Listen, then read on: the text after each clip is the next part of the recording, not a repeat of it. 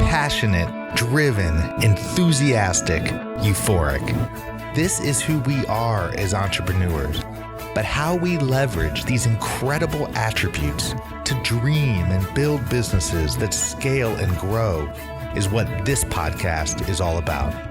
Hello, I'm attorneypreneur Josh Brown, and welcome to Franchise Euphoria.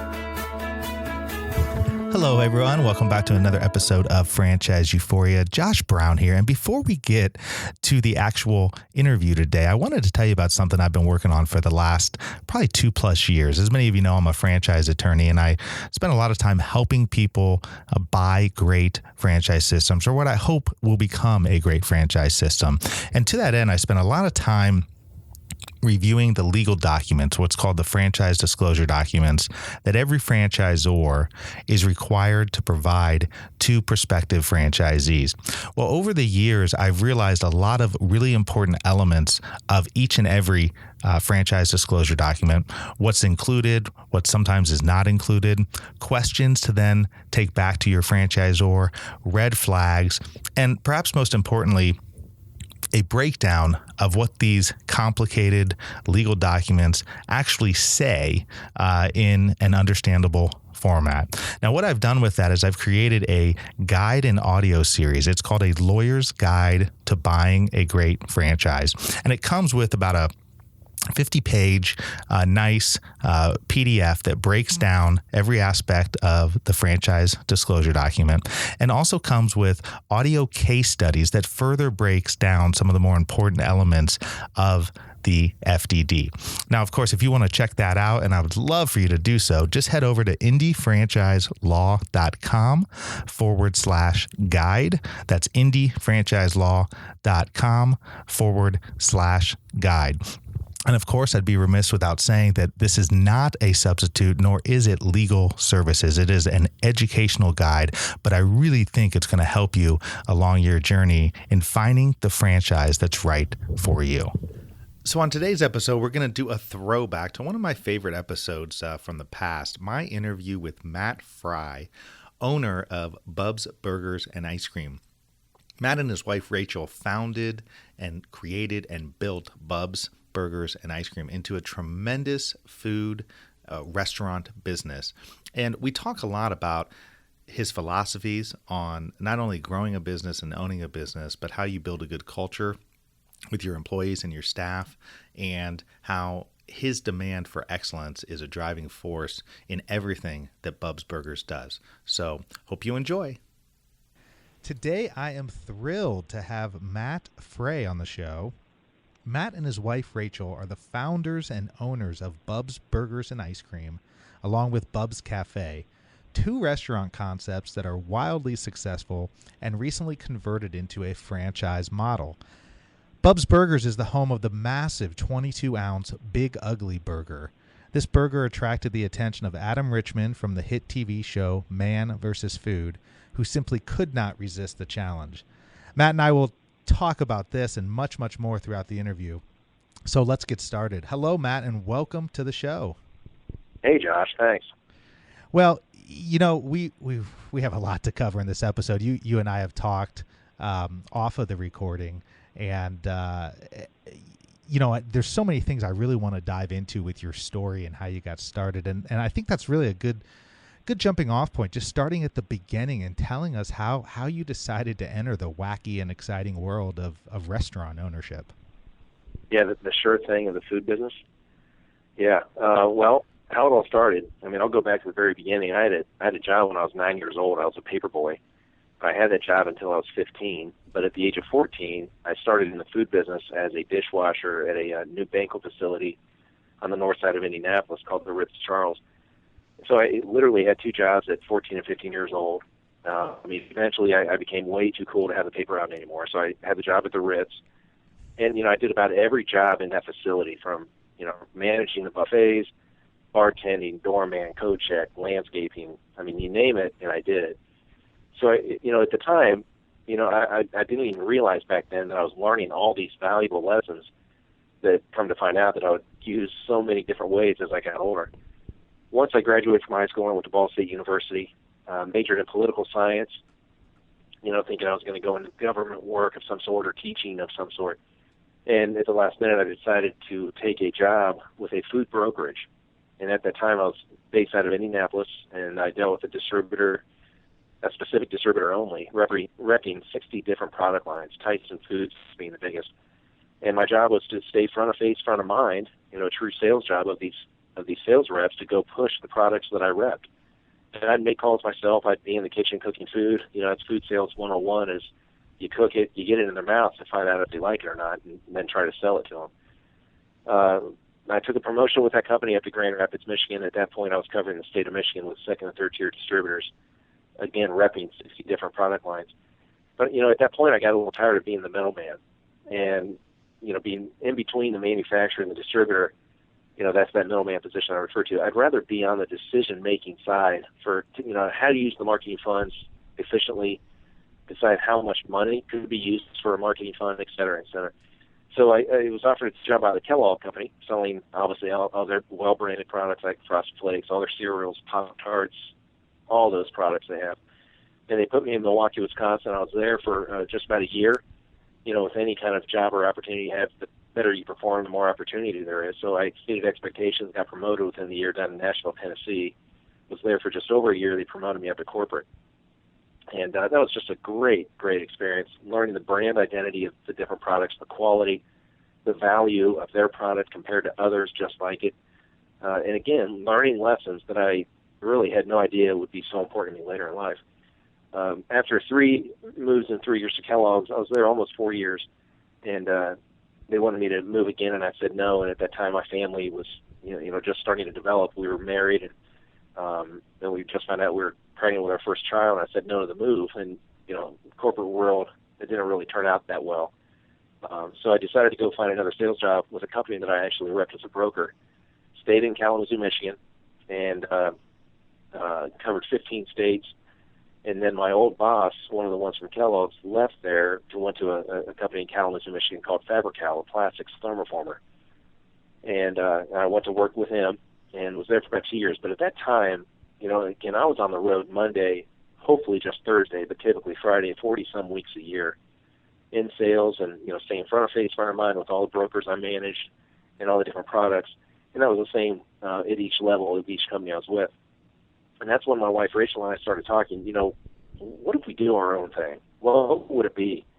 And having all that experience growing up in the food business, and Rachel worked at restaurants growing up and while in college as well, just knowing distribution the way that I did and manufacturing from the food to tabletop to disposables like Fabrical, looking back, I was like, you know what? I'm pretty well versed in the whole industry of food service and how distribution worked, et cetera. So that's when we decided to open our own restaurant. And then it came down to, well, what is that restaurant going to be?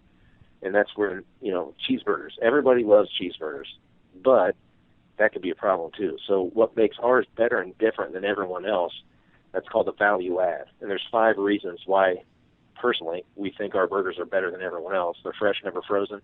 They're hand-patted, cooked to order, after-cooked weight, and fresh baked buns every day. And then the 6th element is really our staff. And, when you're creating a business plan, you want to keep it really simple. Our menu is very simple. You know what you're going to get when you come into a Bub's Burgers and Ice Cream because we're good at 1 or 2 things. What challenges me is the understanding of most restaurants when they have 4 or 5, 6 pages of menu trying to be something to everybody. I can't understand how that can be feasible and logistically wise. It just confuses me. So Bub started in 2003, and at that time I quit my corporate job, and we moved back home to the north side of Indianapolis in Carmel, Indiana. And we just happened to find out that, my wife wasn't feeling that well. She went to the doctor, and on the way down, she goes, guess what? I'm pregnant. And that was our 3rd child. So not only did I give up that 401k, the company car, the insurance, the golf trips, the full-service Marriott's, first-class airline tickets, all those corporate perks to go open a restaurant, which is damn near suicidal. We found out we were having our 3rd child. So that's the trial and tribulation we went through when we first opened. And again, the footprint's maybe 5,600 square feet of an old building we've renovated into a restaurant. That's the original one that opened in 2003. And, we were open for about 3 months, and we were just killing it. Couldn't believe how busy it was. And then we opened May of '03, so we were just through that summer just killing it, just shocked. And people, well, it's the best burger I've ever had. When school got back in, the numbers started to drop a little bit. Summer was starting to be done. And then the winter hit, and people thought we closed over the first winter. So we reopened, or no, we didn't reopen. We stayed open all winter long and fought those trials.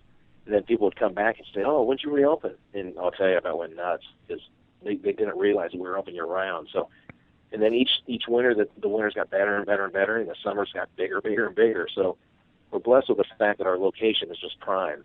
And we're very blessed and happy with how it's turned out over the past 11 years. And, well, it's incredible. I mean, it sounds. I mean, your story just sounds such like a true entrepreneurial dream. I mean, here you got sort of the background in distribution and manufacturing and all the various processes, and it all. I'm sure at the time, like it is for most entrepreneurs, it didn't seem like all the pieces were coming together. It probably seemed like, oh my God, I'm about to have my third child and I'm just starting this restaurant. This is nuts. I can't believe I'm doing that. Yeah. I've just heard that. I've heard that from it was the same thing for me when I was starting my law practice and, on the verge of having another child. And it's just, there's never a perfect time. Would you agree with that? There's never a perfect time to go launch your dream, right? I mean, you have to do the best you can. You want to get the experience. You want to plan things out. But I don't think there's ever a time where all of the stars magically align and then it's like, okay, now I can go do it. Well, you're exactly right. And, it's the same thing with anything, really. I mean, if you're married and you want to have kids and you're going to wait until you have enough money, there's never that time that you're going to have enough money.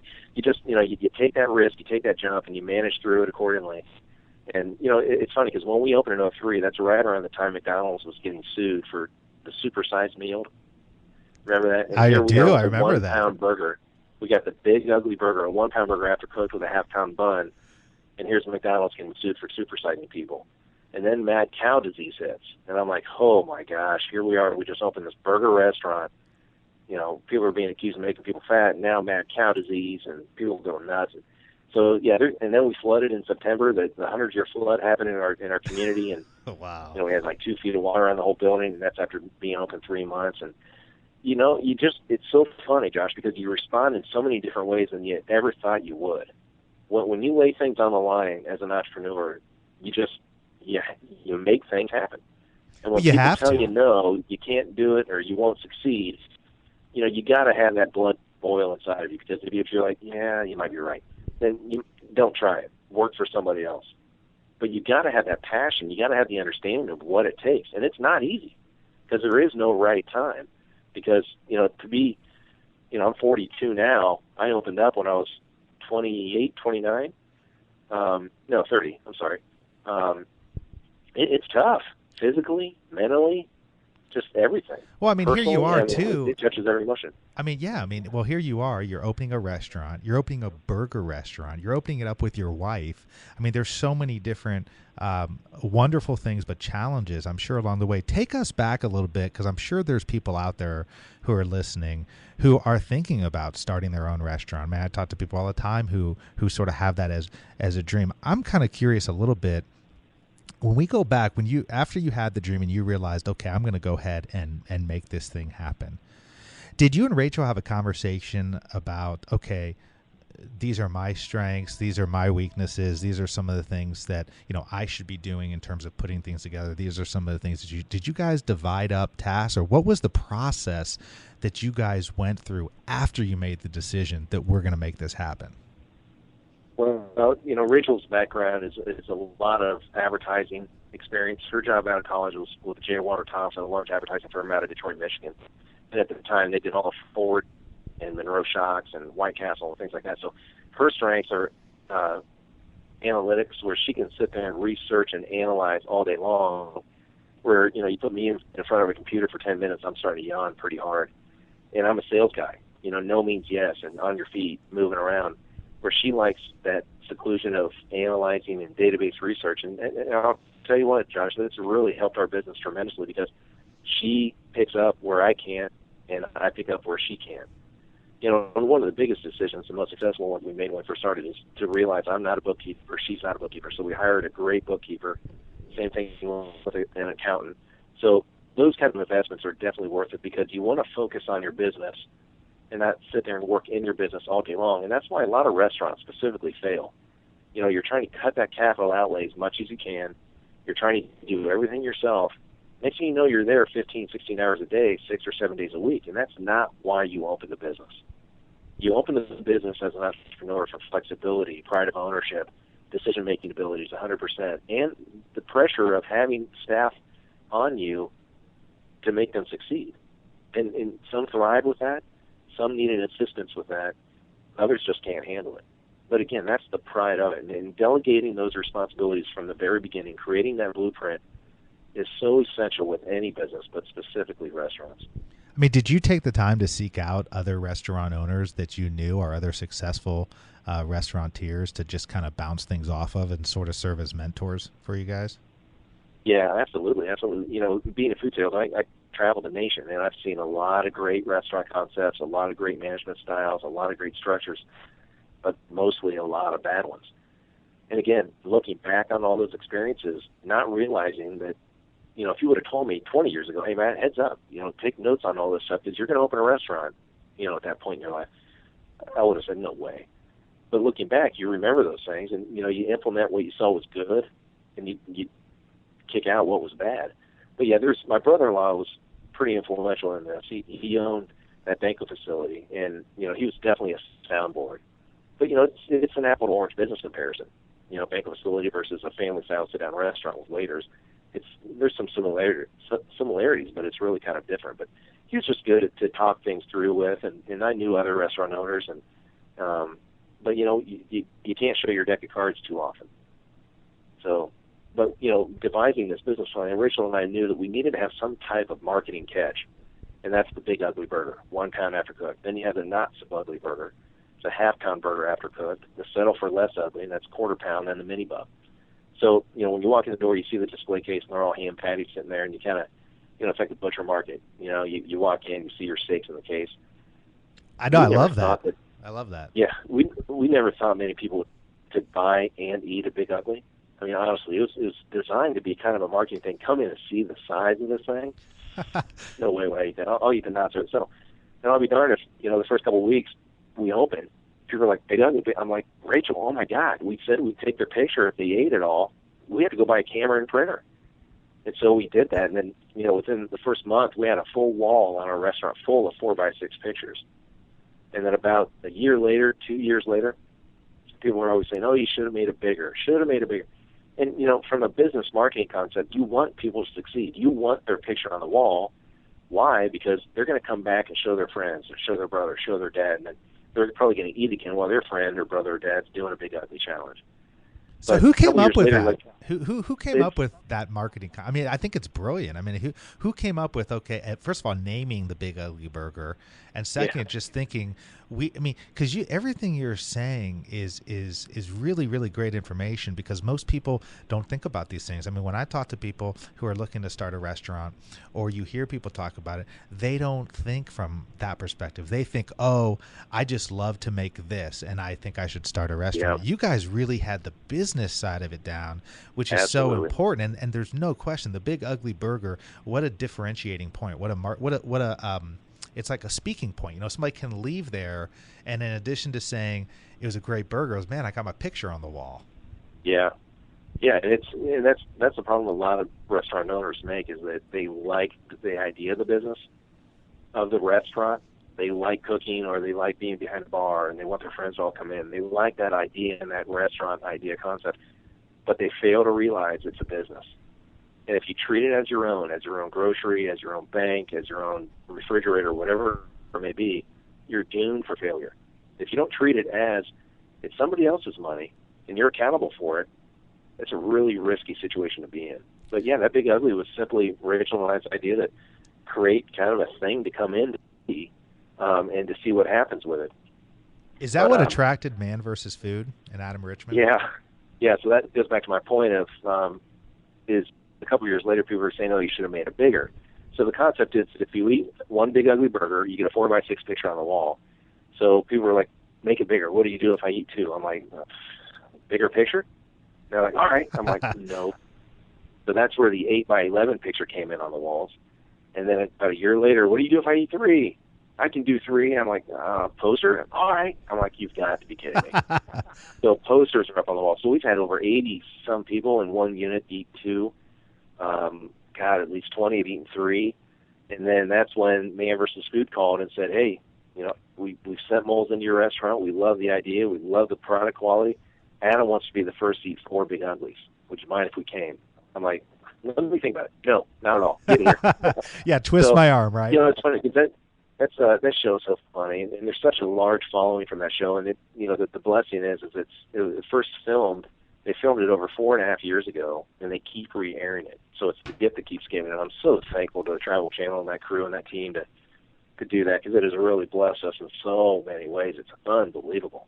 Oh, well, Matt, my cousin. Worldwide advertising. No, my cousin comes in every year from Cleveland, Ohio, and a few years ago, he comes in with his son, and they go to the Baseball World Series here in the summer, and so they stay with us, and it was funny because a few years ago he comes in and I said, well, what do you want to do? Where do you want to go for? He's like, I got to go to Bub's Burgers. Got to go to Bub's. I'm like, how do you know Bub's? He goes, Man vs. Food. And so now every single time they come in, we go to Bub's Burgers. We go over there. So it's amazing.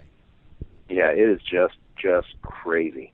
So what was that like having him there? I mean, tell me about all that, how they filmed that and sort of the environment. It was so stressful, to be honest with you, because they came Memorial Day weekend, and that is a weekend for us that's kind of like, hey, winter's gone for sure now. Now it's out, and summer and spring are here. And typically it's 70 degrees or 75 degrees and sunny, and people are all out. And plus it's race weekend here in Indianapolis.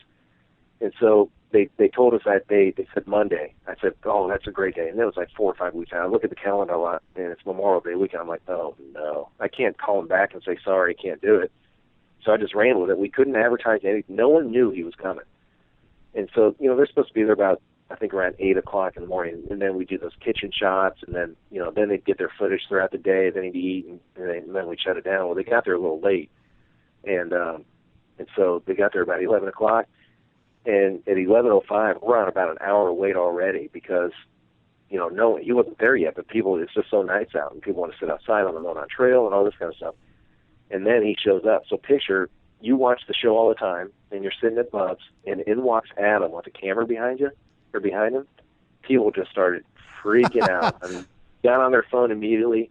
Next thing you know, there's thousands of people all around Bub's. The wait's up to 4 hours now. We're just all freaking out. But then we had to do the kitchen shot, so we had to close everything down temporarily. People were still in there, waiting and all this stuff, but we had to do the kitchen shot. So it was a very tense, crazy day, but I'll tell you, it's just priceless, and I'm so grateful for it. It's just amazing. That's incredible. So it was total impromptu, really. See, I didn't know if they staged some of that with all the people in there and everything. No, not at all. And it's just, and it felt so bad because when it came time for him to eat, to try to do the 4 Big Uglies, they had the table setting kind of near the entrance, and all of our other tables are in back, and people that were already there, they wanted to stay. And so from a table turn perspective, we couldn't turn tables. We did a lot of to-go orders, but then these seats that did open, people were like, pick me. I mean, it was like it was unbelievable because you had to fill the seats. And say I had to fill 6 seats, and there's 100 people that want to sit there to be on camera.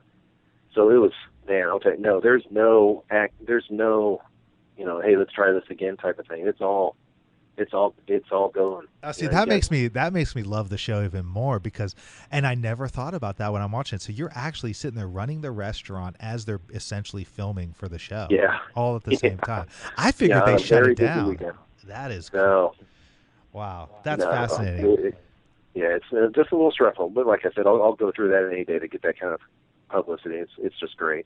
Well, so tell me this. Let's turn to franchising a little bit because here you are. You have one burger and ice cream place. When do you reach a point, or when did you reach your point where you decided, hey, we can open up a second location? We're ready for this. Yeah, well, it's the Man vs. Food thing played a role in that, and also it's down in Bloomington, Indiana, where Indiana University is, and that's where Rachel went to school. And we were down there visiting some friends or something. We saw this building for sale, and it was just the perfect Bub's building, all brick. And our signage, you can just envision the sign on it. And we looked in the window, and it was bare bones. There was no HVAC, no plumbing, no electric, nothing. Just limestone walls and concrete and brick. We're like, oh my goodness, there's no way. The build out for this thing would be just way too large. The time went by about a year, and then long story short, we were down there, it's still for sale, and made an offer, and they actually took it. And I looked at Rachel, was like, oh, we just bought a building. So that's kind of how Buzz of Bloomington came about. And it's about an hour and 10 minutes away on a college campus. And, you know, it's a little bit bigger than the original footprint up in Carmel. And it's done really well. You know, we in our business plan and forecast, we estimated that when the kids all went home for summer or for the holidays, the business would trick down 1 or 2 points. And believe it or not, Josh, it stays level, if not tricks up a point. Really? Because the locals love it. All the locals absolutely love it, because a lot of restaurants will close down when those kids leave. And plus, we're not a place that has a bunch of beer signs up, beer posters, and all that kind of stuff. It's a family restaurant. It's clean, it's safe, it's good, it's easy, and it's what everybody wants. Well, so I'm an IU grad myself, and so yeah, I love that there's a Bub's down there for whenever I get back to Bloomington. But how was that for you once you got it set up? Talk a little bit about some of the challenges and experiences, and maybe some things you learned from now running 2 locations, and not just 2 locations, but 2 locations that are 100 miles away from each other. Yeah, you know, it's all with the people you surround yourself with. I mean, I always use this analogy. It's just like life. Life is so easy if you got the right people around you. Someone you can laugh with, cry with, yell at, talk with, whatever it may be. It's the same thing in business. If you don't surround yourself with the people that you trust, can lean on, can laugh with, cry with, talk with, it's impossible. It really is. And it goes back to that ego and greed thing. You know, if you're doing this just for the money, it's not the right business. It's our obligation as restaurateurs and entrepreneurs to create a concept that people like, that's safe, that's clean, that they understand what it is they're going to get, and not, like I said before, trying to be everything to everybody. And it's just our obligation. And then it's also our obligation to give back to the community the way we should. You know, it always kills me when the schools go to restaurants and say, hey, have a junior high day, and all the money will go to the school, or 10% of the proceeds go to the school. And it's just, and the restaurant gets all this advertising and all this free press, and they end up giving like $250. Where I've been confronted by schools to do that, I'm like, no. And they go, what do you mean? I go, no, it's my obligation to help you support a group going to study politics in D.C. for a week, or, something to do with a business program or something like that. It's my obligation. I'll write you a check for $500 right now. And to me, that's my obligation that we should do for the community, not, hey, what am I going to get out of this? I'm gonna really make on this one. I'm only going to give you $250, but I'm going to get all the free press from you guys all over school, your parents, your families, their friends. It confuses me. But I guess I got off track there. But to answer your original question, you got to surround yourself with the people that you trust. I mean, this business is so risky to begin with, and a lot of it is theft, it's burnout, it's just bad plan, bad location, et cetera. But if you don't have the people that you trust, you're doomed. Well, so how did you get a good manager down in Bloomington? I mean, did you guys know somebody, or was that a process? Well, I promoted a guy from within, and he was willing to relocate down there. And in that building we bought, we have 2 apartments in it. So, we worked out a deal that he got to stay in the apartment, and he worked, but I've been through a couple of them. I've been through a couple managers, because there's a process to follow. And if you can't follow that process, the business kind of falls apart. You know what I mean? The process is the solution. If you have a business, especially a restaurant, if you don't have a checklist, a blueprint for somebody to follow, you're never going to get away from it. You know what I mean by that? Oh, so if I hire you, Josh, to run a Bub's, and just say, hey, go run Bub's, versus, hey, Josh, here's what you do when you open, here's what you do when it's slow, here's what you do when you close, and if you live by the philosophy open to close to open, and follow the process of our training and our implementation of our thoughts and what we call Bubisms and everything else with the business, not the restaurant, you'll surely succeed and be content with what you're doing. We just had a managers meeting where all of our managers got together from all 3 burger shops and our cafe and our catering division, and we talked about the buy-in. Do you believe in us? Do you believe in what you do? What are you motivated by? How do you turn ordinary people extraordinary? You know who I'm talking about there, right? Yes. The old Michael Gerber, baby.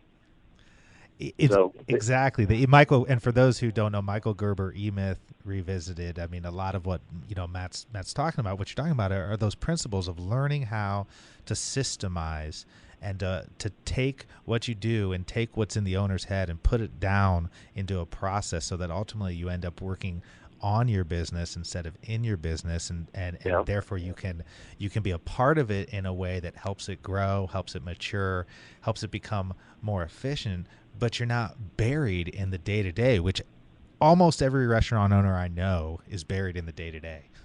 And Michael, it is so hard. Now, get this. We opened in 03. Just the past couple months, I've finally realized to do that.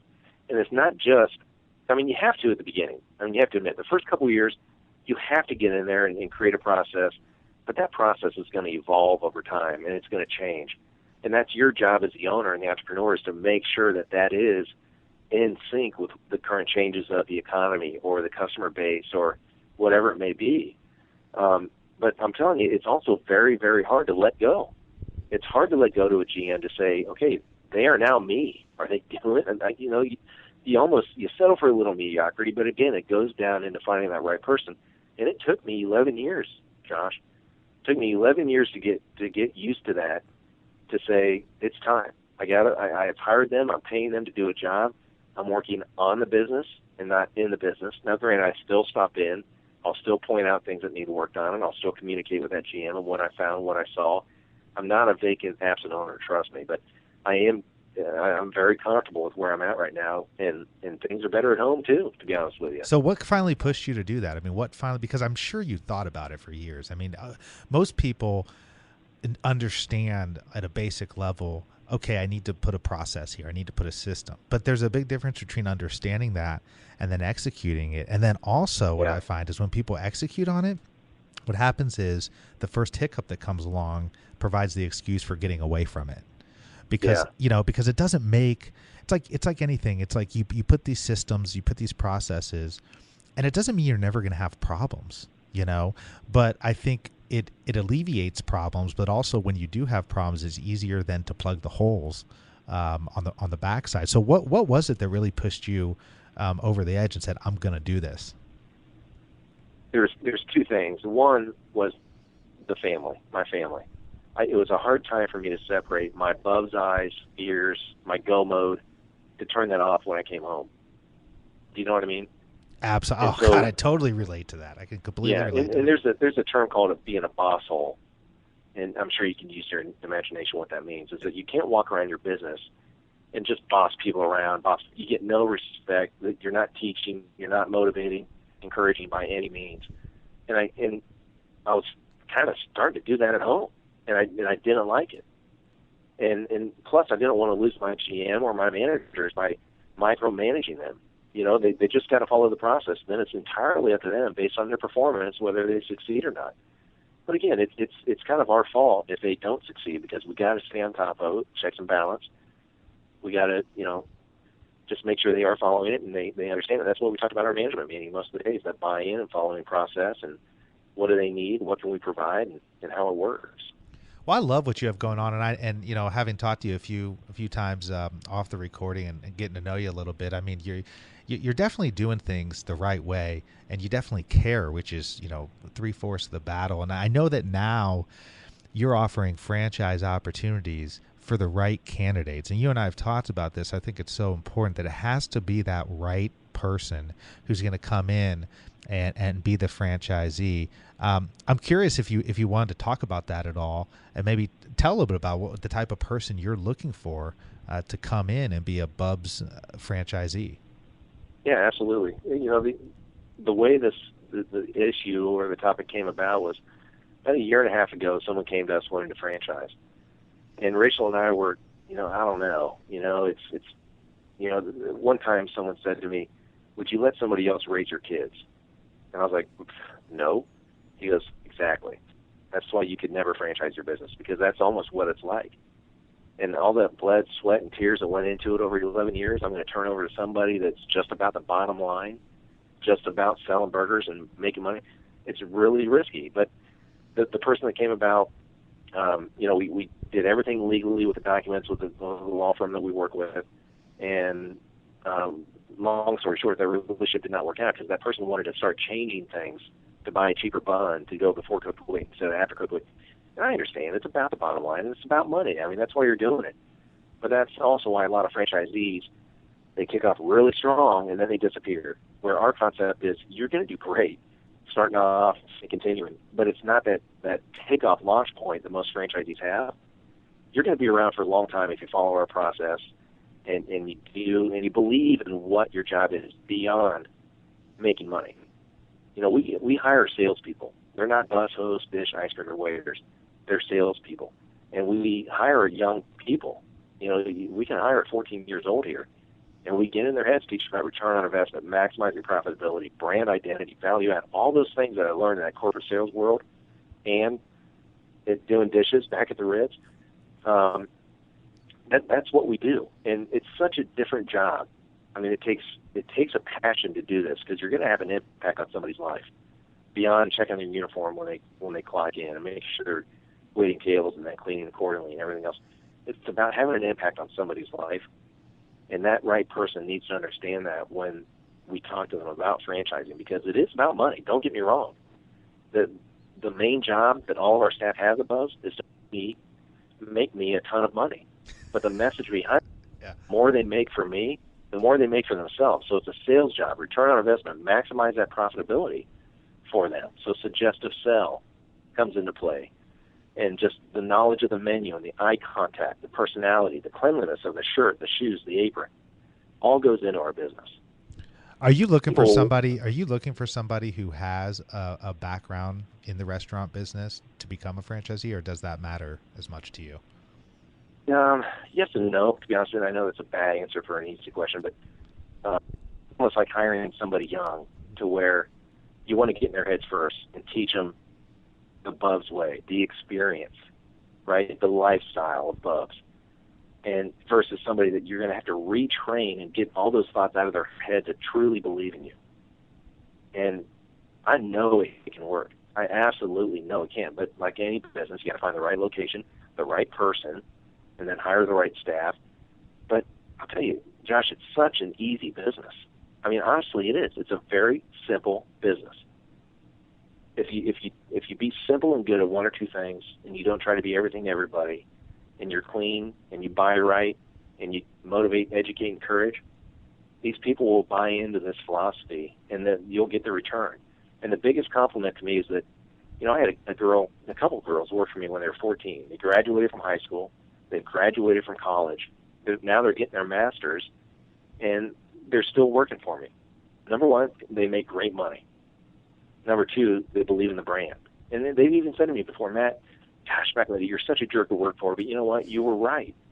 And what I've learned here at Bubs has helped me in interviews. It's helped, and even these kids that graduate from Kelley Business School down at IU, they're struggling to get a job, they, with no sales experience, they're trying to get a sales job, but they go, well, wait a minute. I worked for this guy that was pretty tough on us, and we know about return on investment, profitability, and brand and value. And so his boss actually called me and said, hey, I don't know what you're doing, but I want to start hiring people that you employ because what you're doing is right. And so to me, that's more meaningful to me than any dollar I make. Is the fact you're making a major impact on somebody's life, a young person's life, even the mid-20s. Who am I? My dad didn't buy me a car. I'm upset still. It doesn't matter. You got to move on from that and realize that you got to take care of yourself. So how do you do that? And how do I do that? You create a positive work environment, a drama-free zone in the restaurant business, a product that's easy to sell, and something that they're going to come back and get. Well, Matt, I mean, I can tell you, I mean, you're unique. I mean, in from that perspective, I think that's fantastic because a lot of restaurant owners are, as you know, are just looking for somebody to plug holes. Hey, let me grab another 15-year-old off the street, and you're really investing in them, and you're exhibiting tough love. But that's the kind of thing that really pays off, and quite frankly, that's the kind of thing that makes people want to invest in your brand and invest in it. Tell me, where can people get a hold of you? My cell phone is fine, actually, or my email. My email is bubs@bubsburgersandicecream.com, or my cell phone is 317-727-3371. Well, I tell you, we have been talking now for some 37 minutes. It's flown by. You've been an amazing guest. You've shared some really, really great insights, and I just thank you for your time. I know you are super busy, and I look forward to staying in touch, and maybe sometime down the road we'll have you back on again. Josh, thanks so much.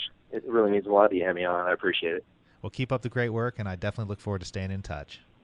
All right, thank you. Hopefully this was helpful for you today. If you are in the market for a franchise, I would highly encourage you to check out my free ebook, which is What to Know Before You Buy a Franchise. You can head over to my website at that's INDY, franchiselaw.com, and download it there for free. And let me know what you think. If you're enjoying this podcast, if you're enjoying the value that you're getting from this podcast, I'd also invite you to go to iTunes and provide me with a rating and review. It always helps for visibility on the podcast. So thank you so much for your support, and hope this episode was helpful to you. Thanks for being with us today on the Franchise Euphoria podcast. If you enjoyed this episode, please be sure to go to iTunes and provide a review. Also, please remember that although Josh Brown is a licensed and practicing attorney, nothing contained in this podcast should be construed as legal advice, because it is not. The information contained in this podcast is general and educational in nature, and none of it should be relied upon as legal advice. That being said, if you have questions for Josh and would like to contact him, please email him at josh@franchiseeuphoria.com. Thank you so much for listening, and we hope you tune in to our next weekly episode.